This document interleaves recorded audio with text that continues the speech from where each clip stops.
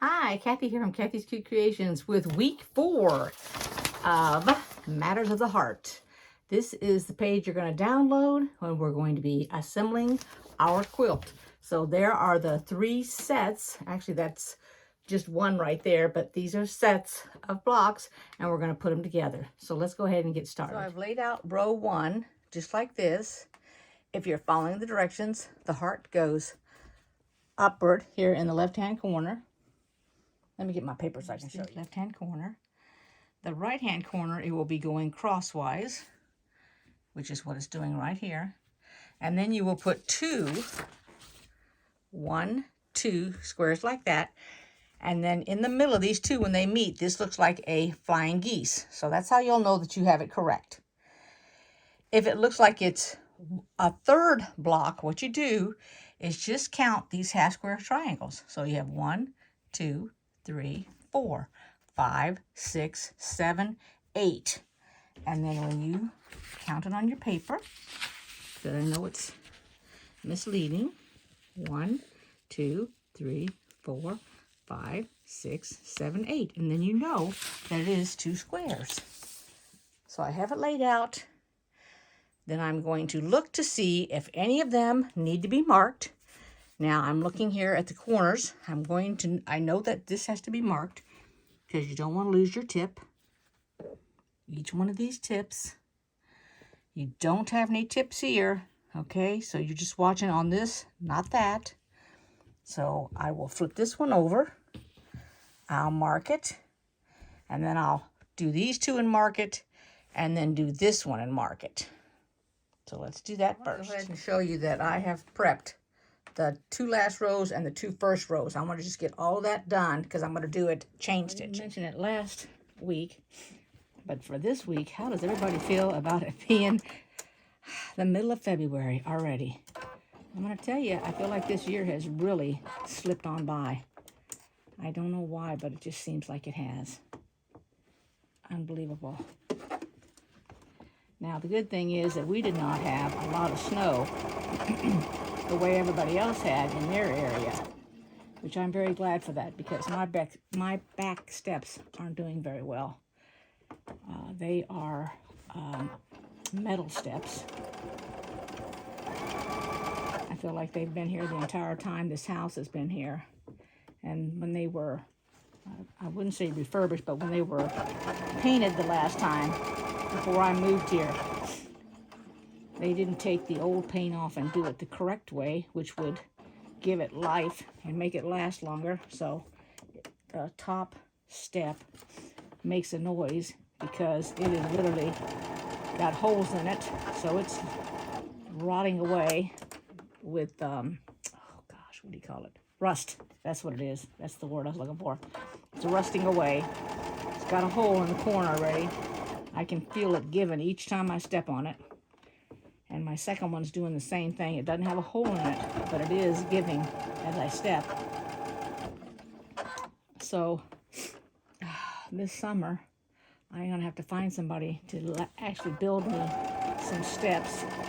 I don't see anybody replacing the steps with these kind of steps. They're normally they're buying wooden ones. Of course, they're making decks and everything, and I can't afford to do a deck, so my porch is actually cement, which is what they did way back when. And so I'm leaving it. There's nothing wrong with it. It's just that I got to come up with the steps. And I have to use the steps because that's what I go out for my basement to go, out my actual, to get into my backyard and to get into my garage, which is out in the back alley to go to work. Otherwise, I have to walk around all the way around my entire building to get to my car. And you know, that's not a good thing in the winter.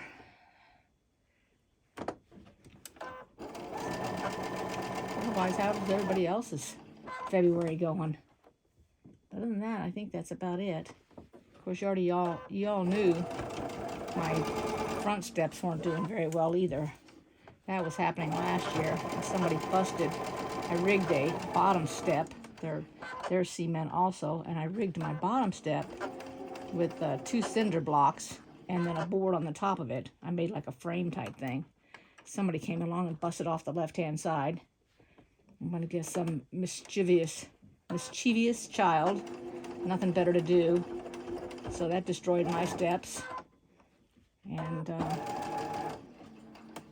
so I need new steps there. I don't know if I probably ought to call somebody and have cement steps put in.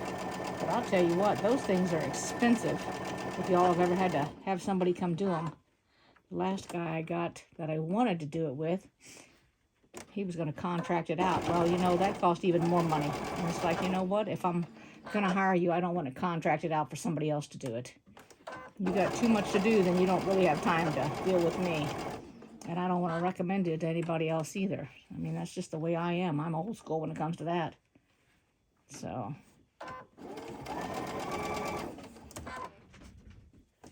All right, go ahead and finish up those other 2 sets of squares. Right, now this is going to be a little trickier. So go ahead.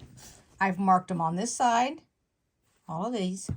I have marked them on this side. So they've all got the little marks here where they need to be.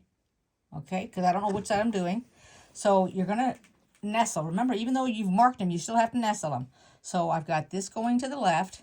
This is going to the right. And what I do is I take my pin. First, stick it in the side that I'm going to sew on. Look at the back and make sure that you haven't taken your tip. Then you take it from there and you mark it. Put it in the next fabric. And now that's nestled together. And normally what I do is I go ahead and I take another pin. So I leave this pin in there, just like that. Then I take a pin here on the top. Hopefully my hand in the way. Put it in. Then I'll put a pin here because this is the bottom flap over here. Just to hold it, because you're trying to hold this flap right here. See how this flap's open? So you're going to get a hold of it. And you're trying to hold it down. You're going to take this one out. And then that lays flat like that. And you're going to do it on the next one. And the next one. And then we'll repeat it on the next set, because we are sewing our complete row together now. And it doesn't make any difference how many pins you need to put in it. Put as many as you need. If you don't need any pins and you need clips, just use clips. Whatever you use, that's what you can use. Even if you use, I know some people have even used bias tape and held it down. And if that's what you feel comfortable with, by all means, go ahead and use that. All right, now we're going to do the next 2 and complete them. Now, I did clean out my machine, by the way, since the last time I used it. Last week, I went ahead and I cleaned out the bobbin. I cleaned out and I changed my needle for one. Now, remember, I start out, my length, I've been putting it on 1.6, which is really, really tiny, just to start out my sewing when I begin it and end it. I changed out my needle because it was making a noise and I wasn't quite sure what was going on. And I'm going to stretch this a little bit because it's got a bit of a pull in it. I think it needs to be flipped over a minute. Hold on 1 second. All right, hopefully I don't have to redo this. I don't know. Let's see.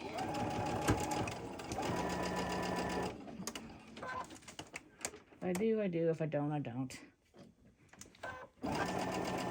You know, you can make these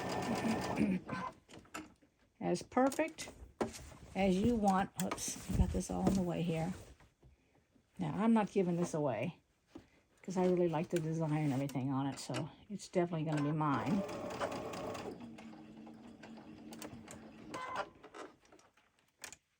I have such a bulk here, and I've actually split it up, so I don't understand why it is such a bulk, but it is. And I'm scared to death I'm going to get my needle, and I don't want to get my needle since I just changed, my pen, because I just changed my needle, and I don't want my pen smacked. You got to really take a look at your needles if you hit them with your pens, because even though you can't see a nick, you probably could feel it. And if you can feel it, it needs to be changed. I'm letting you know right now. That will damage underneath your machine. Even though you don't see it, and you think there's plenty of room to go down, once it gets down there, it smacks those mechanisms underneath. And believe me, that can damage your machine. Depending on how old your machine is, there might not be a part for that. Here's the first one. Whoops. And I'm chain stitching that one also. So here's the second one. I watched a movie last night called just the word Vow, V-O-W, meaning your wedding vow. It was really, really good. It's one of the newest additions they put on Netflix, if you guys get Netflix. But they hadn't been married very long. I was trying to think how long they'd been married. If it had only been months or whatever. But, and I like both the actresses in it. The actor and the actress. I think Tannum, oh gosh, I don't know the name. But anyway, so, and it's your typical, you know, falling out with your parents and you go another direction, you have an accident, and now your parents come to get you and all that kind of crap. But anyway, I shouldn't say that, but so you could tell they were madly in love and all this. It showed, first it showed, I think, the accident, and then it went back. So we had a little history, how they met and that kind of thing. And although they don't just flat out tell you, you know, when something's wrong, and you know, you would think that one would say something, but they didn't. Well, they were parked literally at an intersection, and they were having a moment. By that I mean they turned to each other and they were kissing, and when they were, a dump truck come up behind them, and I guess he wasn't paying attention, because I'm not quite sure why he hit him, but he rear-ended him, and it pushed him through the intersection. Now, there wasn't anybody else in the intersection, and it pushed him over to the left, and then it hit a light pole. And of course, when they were sitting at the intersection, they had taken their seatbelts off because they got close to each other. So neither one was wearing a seatbelt, and she went through the window. So she had head trauma, and he just had a couple of scratches. So then, of course, you know, her parents were called. But in the meantime, she's a struggling artist, and he had just started a business. Some kind of movie, not movie, I'm sorry. It had to do with, I guess, like a studio, like recording studio, that kind of studio. I have to go back over this. She had actually got him to open his own shop. He hadn't opened it for the longest time, and she convinced him to open it. So, of course, you know, they have no health insurance, neither one of them. Which means that's doctor bills for him. But he was worried about the cost. You could tell, you know, because he asked how long stuff was and all that. And the parents came in and more or less swooped them in. Alrighty, so now this is where we're going to put our strips on. You're going to have two of them that are 20.5 by, I can't even read my writing, 2.5.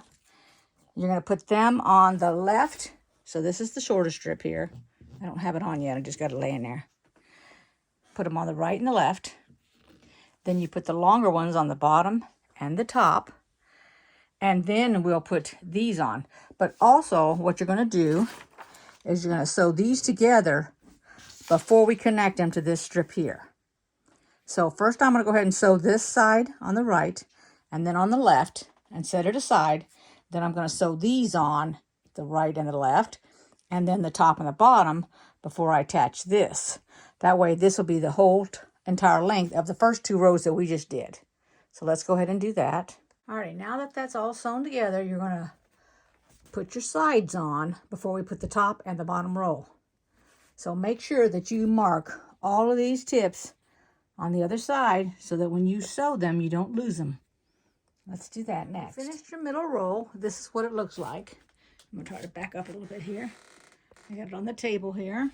Back up a little bit more. There we go. Now we're going to put the top and the bottom. Now, keep in mind, this is where you have to mark on the ends down here as well as up there. Nothing on the side because we're not putting anything on the side yet. What we're going to do is we'll mark this when we put the outer sashing on. And then we don't need it here, but we'll do it on the pieces. Remember now, when we add our sashing, we have to protect this. So this is what you're going to be marking then. But right now we're only going to mark the tops and the bottoms when we attach it. So let's do all the marking. So let me show you here. I'm going to pull this other one up real quick. This is the top row. So we're going to mark not this here, but we're going to mark this one here, which is matching that. So this is going to be like this, and it's going to match it. Let me pull this down here. I don't want to lose it off the table. So I'll hold on to it real quick. So we're going to mark this right here. So we put it together, and we have to mark all of these because we don't want them to be cut off, the tips of them, and then we'll mark this here. Okay, now that's it for that. So let's go ahead and put that on, and then we'll put the bottom one on also. Okay, there is week 4, the assembly of the Manners of the Heart. So let me tell you how crazy I am. And I'm going to slip in a video here to show you what I've done. So I finished doing the whole thing. I thought. I didn't finish doing the whole thing. And I didn't realize that I didn't finish it until I was editing it. Because when I edit it, thank gosh, I talk about what I'm doing when it's going to make my quilt. Because do you know that even holding it up to show you and to actually finish talking about it, I still didn't realize I hadn't finished it. I had not put on the outside borders. And for the life of me, I mean, I realized when I got done with it, I'm thinking, it's a little bit small, but maybe that's just, you know, maybe my eyes aren't quite calculating the size of it. So I went ahead and I finished up the quilt, said goodbye, the whole thing, cleaned up the sewing room, quit for the evening, went ahead and went downstairs, started editing. I get through the editing part and I went, wait a minute, sashing. Okay, so there's sashing on the inside square, and there's sashing at the outside before you would quilt it. And I'm thinking, oh my gosh, I don't remember putting the outside sashing on. So I went ahead, finished editing the whole thing, got to that last clip, went ahead and added that last clip, and then I see where I hadn't put any of the sashing on it. And I thought, oh no, I'm not going to go back upstairs and start sewing. Well, it was the end of the night, so it's like, I'm not doing it until the morning. So now I'm back, and then I'm going to go ahead and put all the sashing on. So now I have to mark, because I went ahead and I ironed it and everything before I showed it. So I have to mark, not that part, but right here, wherever you have a spot. Let me get it unrolled here. So here's where you're going to have all your places that you have to mark to keep this right here, to keep from losing your tips. It'll go, in this case, it'll go left. But you have to mark it before you put the sashing on so you don't accidentally have all your tips missing. Okay, so let me get started. I've got it all pinned on one side, and you can see my markings right here. I'm going to pin it on this side so that it folds over like this when I'm finished. Okay, and you're going to do the right side and the left side before you do the top and the bottom. I hope this is in the picture. This is truly the finished product with the sashing on, top and bottom. My helper is not here, so I can't do any kind of zooming in or anything. I hope you all enjoyed this video. Give it a thumbs up if you did, and I will see you for the next one.